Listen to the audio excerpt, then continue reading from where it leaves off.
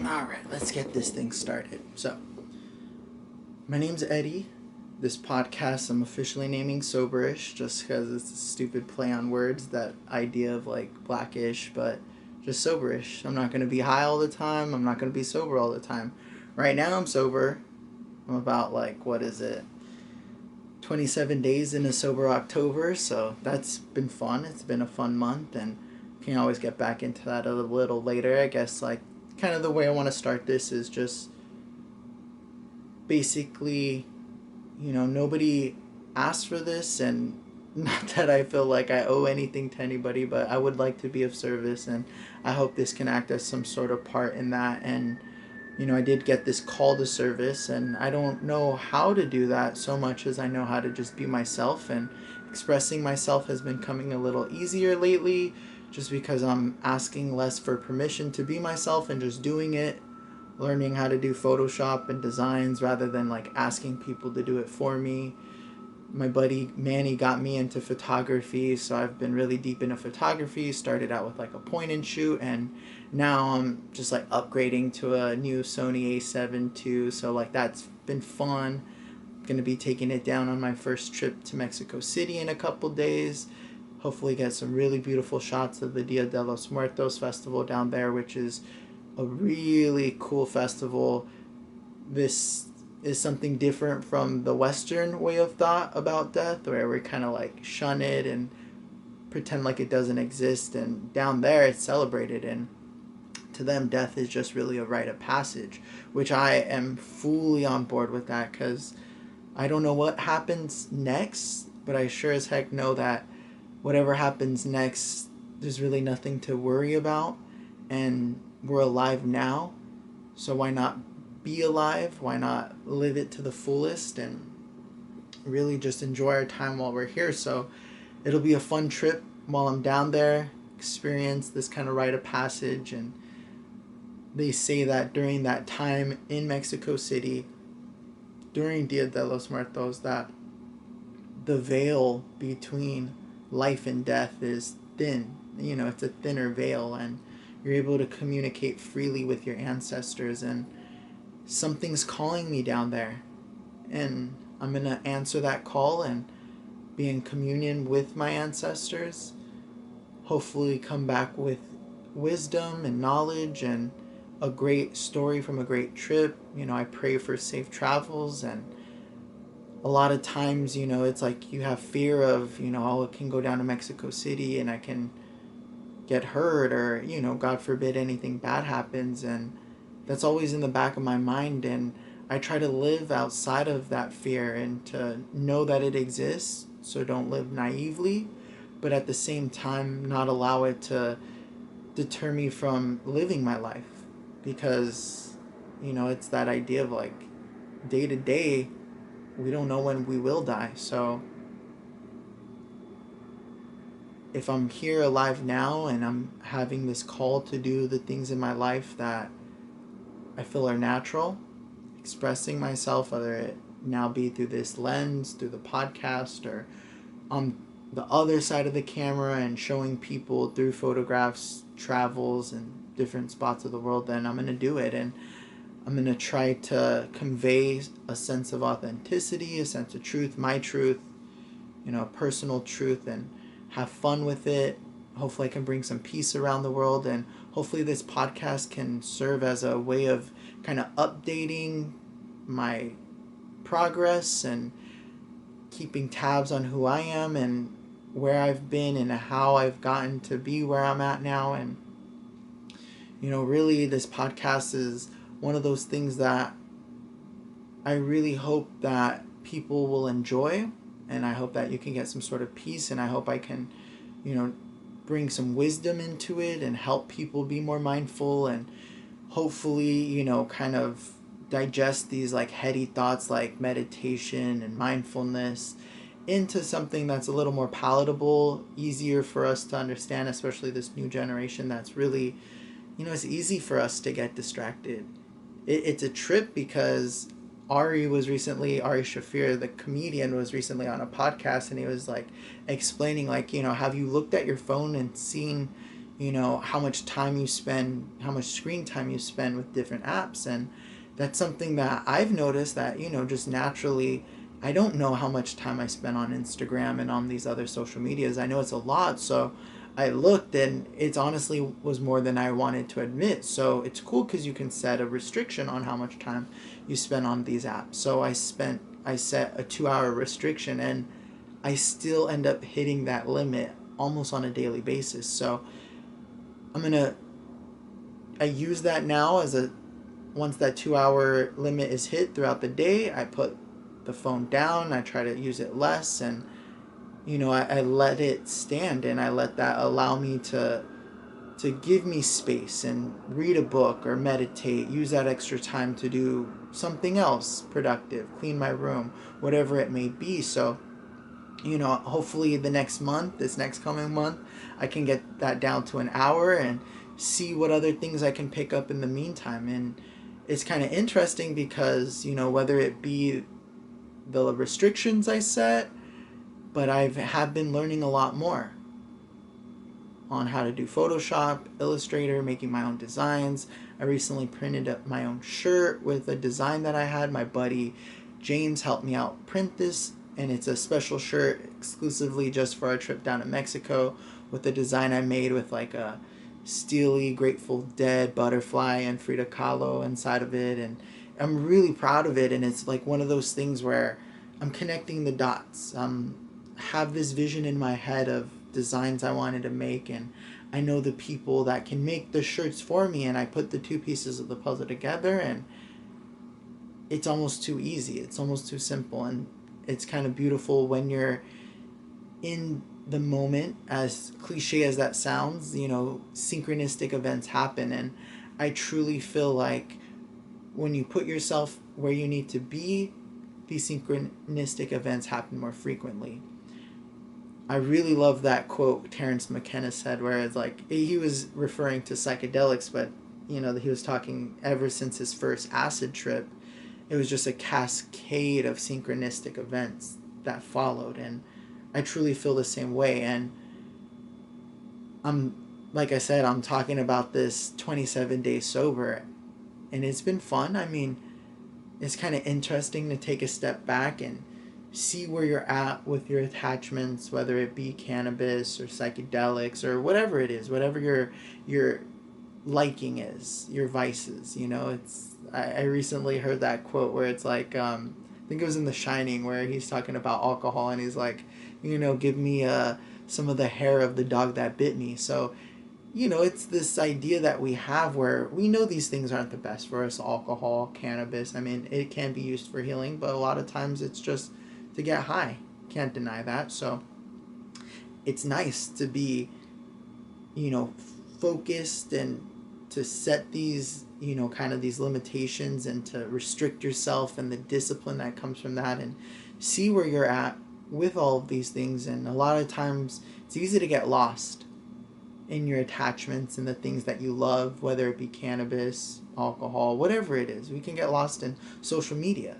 You can get lost in a number of things. So it's nice to take a step back. I mean, I think the next step would be to completely detach from social media for a month. I might do that. I heard there's something like you get off your social media for all of December. So November, go down to an hour of social media a month, and maybe after that month I'll go down to 0 and take the whole month off. So we'll see. And really, I mean, the Sober October, I started the journey 3 years ago with Joe Rogan and the boys, all the other comedians that, they thought it would be a fun challenge to see if Bert couldn't drink for a whole month. And he did it, and it was fun. And that really, once again, like this cascade of events that happened after that, after I chose to take my own self-sovereignty into my own hands. And, that led to fasting, not being so attached to food, making healthier decisions food-wise. That led to hiking more. That led to daily yoga. That led to meditation daily. And look at, now I'm here. I think this is the 4th year of doing Sober October now, if I'm correct. And I'm a completely different person, and for the better. A lot of self-care, a lot of things that maybe I wasn't being aware of just because I wasn't being mindful. And it's a journey. It's a difficult journey. I think that was kind of like the lie growing up, that maybe like once you got to a certain point through meditation or whatever it is, spiritually speaking, that life would be bliss and there would be no, life would just be easy. But in reality, life is hard and it's always going to be hard, but meditation creates resilience in your mind, and it allows you to be mindful of your thinking and allows you not to be so impulsive, allows you to take a step back and see where you're at with the different things that you have in your life and have a healthy relationship with them. So I'm really grateful to podcasting, and I hope this podcast can act as a way of like a homage to my favorite podcasts, like the Duncan Trussell Experience, where Duncan Trussell really was my motivation to start meditating. He was really into like devotional yoga, kind of like that bhakti yoga where you pray a lot and you chant Hare Krishna, and like that was the path to enlightenment. And I always thought that my path would be similar, that I wouldn't so much get deep into meditation. And now I'm about a year deep into meditation, and it's for the best. It really is. 15 minutes a day, trying to be mindful of your thoughts. And that's the crazy thing, is that, even after a year of meditation, I still have wild thoughts, and I'll get into these 15 minutes and I'll have random trains of thoughts. But you catch yourself and you start back from zero, and you don't beat yourself up overthinking. You don't get lost in your thinking. You're just mindful. And if you have to start over 1,000 times, like Sharon Salzberg says, you do it. That's the practice, and you start over from the beginning. So I'm really grateful to all the things I've learned from the podcast, whether it be Joe Rogan's podcast, whether it be the humor I get from Your Mom's House, Ari Shaffir.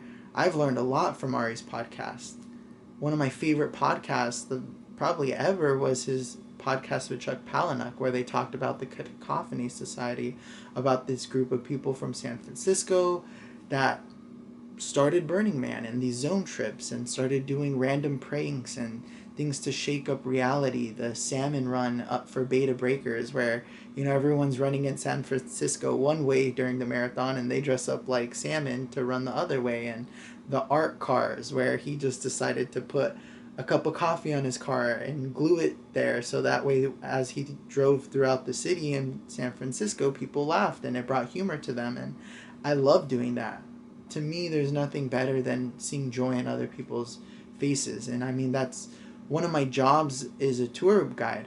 I love this job. It's really fun. It's here in Hollywood. I drive a tour bus and I show people LA, but I show it through my lens, and we have fun. I love to play this game called Sweet or Sour, where you just wave to random people in the city, and if they wave back, they're sweet. If they don't wave back, they're sour. And it's funny to see the sour people, and it's awesome to see the sweet people. Definitely a lot more sour people here in LA than there are sweet people, but it makes you appreciate the sweet people, and it's awesome to see people's smiles and light up because you're waving at them. And I get a lot of joy from things like that. So I hope in some way that this podcast can be a sense of enjoyment. Also, like I said, I would like to go deeper into meditation, and I really feel like maybe my path would be one day to be able to teach meditation, especially to a younger generation, maybe a generation that's a little disconnected from this world of thinking. And it's not so much that I feel like the younger generation purposely does this. I think it's just harder for them to get in contact or to relate to Ram Dass. For me, I love it because I love psychedelics, and I learned about Richard Alpert and Timothy Leary out of Harvard, the Harvard Psychedelic Club, and them taking mushrooms, and this amazing journey of Richard Alpert becoming Ram Dass and dropping that whole trip of him being a Harvard teacher and becoming this guru and this figurehead for people to use as a guidepost back to Maharaji, this epitome of unconditional love. And it's beautiful to know that there's something out there like that, something, some presence that literally knows every sin you've ever made, but yet loves you unconditionally. And I want everyone to know about that. I want everyone to know that they're always loved unconditionally. So if I can bring some peace and mindfulness through this podcast, that's really my main goal. I hope that I can be of service. Like I said, I have this call to service, and that's why I'm doing this podcast, and getting away from that idea of like I need permission, and what if I make a podcast and nobody watches it or listens to it, and this idea of like, oh, I need to do things for an immediate reward. And it kind of ties back into this whole sober October thing. You don't have to do things for an immediate gratification, for satisfaction. Sometimes it's almost tantric to work hard in kind of obscurity, and then eventually like allow that work to speak for itself. So, even if this is a shout out into the void, what up, void? I'm out here and life is suffering, kind of like in Princess Bride, where Wesley goes like, she's like, I forget what she says, but he's like, life is suffering, princess, and anybody that tells you otherwise is selling you something. So, I really, this podcast is going to be weird. It's going to be a lot of random thoughts and me going off on tangents. And like I said, I got off on the tangent on the Cacophony Society and Ari Shaffir's Skeptic Tank. Definitely check that out. It's one of my favorite podcasts, the Cacophony Society one with Chuck Palahniuk. I mean, I'm still digesting the things that I've learned from that podcast. I just finished a book that was recommended from that podcast, Choke. Just a brilliant book about sex addicts and about addiction in general. And it's just such a brilliant book. The way it was written was perfect. And he suggested Harold and Maude, the movie. And that's just a brilliant movie. It's just really, she has a whole thing in there where, Harold's like, Maude, do you pray? And she's like, no, but I communicate with God. And you're like, wow, that's just a beautiful way of putting that. And there's another quote about death, and, she's basically saying people aren't dead, but they're not alive either. So I hope this is a way of reminding people to be alive and don't take any day for granted, and live every day like it's your last, like the Suicide Squad. This 18th century bucket list kind of group of people that lived as if it was their last day, because it very well might be their last day. So I think with that, I just hope this podcast can be a lot of fun, and I'm really excited to be going on my trip to Mexico City. I actually have to get ready to pack for that. I like to procrastinate. That's probably one of my things I have to work on. So good thing is I kind of have everything kind of squared away. So I like to pack incrementally. So toiletries are kind of done. It's really just clothes and fitting things where they need to be. So I'm going to go ahead, start taking care of that. I really hope that this podcast can be of service, and I know I've probably said that more times than anybody's liked, so I'll kind of leave it at that. This October has been a fun one, but I'm definitely over it. I'm ready to get high. I'm ready to drink when I'm in Mexico City. That's going to be a lot of fun. And October in many ways is kind of like, metaphorically speaking, that harvest time, because you would plant seeds a couple months back, and right now if you're a farmer, you're harvesting the seeds that you sowed. And right now I feel like I'm harvesting a lot of the seeds I've sown through meditation and yoga, daily practices like making my bed. Shout out Ralphie May, because after I seen that his stand-up special after he passed away, he spoke to his kids from beyond. He said, I'm probably not going to be here when you're growing up, so if I'm not here, listen to what I'm saying now. And I took that to heart, and he basically just told his kids, make your bed every morning when you wake up. So that's something I love to do. I look forward to waking up and making my bed. So little things like that, daily practices. We'll see where I'm at when I get back from Mexico. Can't wait to check back in. I was thinking maybe of doing like a travel blog, but that's not really my style. I don't want to be like trying to take pictures, like document everything, although I do like to document a lot. So if you're interested kind of in a travel blogish kind of style, I'll leave a link to my Instagram in there, and I'll post as much funny things as I can and interesting things, and I'll kind of leave this as a podcast to check back in, and not so much, use it as a travel blog, but to talk about my travels and maybe anything I learn while I'm down there. If you've made it this far, I appreciate it. I hope you're well. I'll see you soon.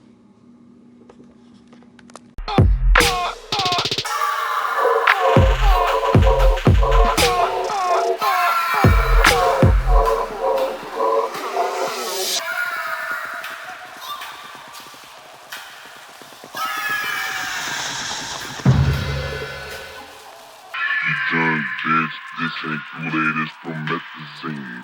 You drunk bitch, this ain't Kool-Aid, it's promethazine.